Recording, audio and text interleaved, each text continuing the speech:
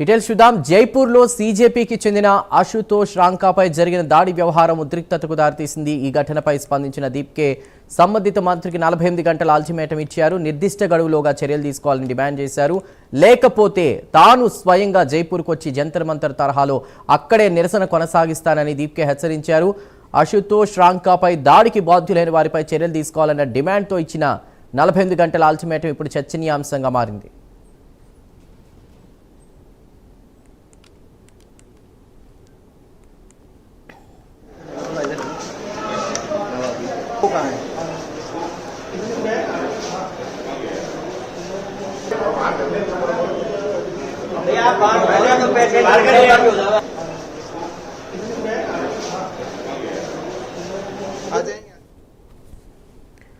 Visuals చూస్తున్నాం. జైపూర్లో సీజేపీకి చెందిన అశుతోష్ రాంకాపై జరిగిన దాడి వ్యవహారం ఉద్రిక్తతకు దారితీసింది. ఈ ఘటనపై స్పందించిన దీప్కే సంబంధిత మంత్రికి 48 గంటల అల్టిమేటం ఇచ్చారు. నిర్దిష్ట గడువులోగా చర్యలు తీసుకోవాలని డిమాండ్ చేశారు.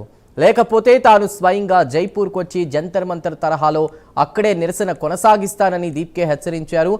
అశుతోష్ రాంకాపై దాడికి బాధ్యులైన వారిపై చర్యలు తీసుకోవాలన్న డిమాండ్తో ఇచ్చిన 48 గంటల అల్టిమేటం ఇప్పుడు చర్చనీయాంశంగా మారింది.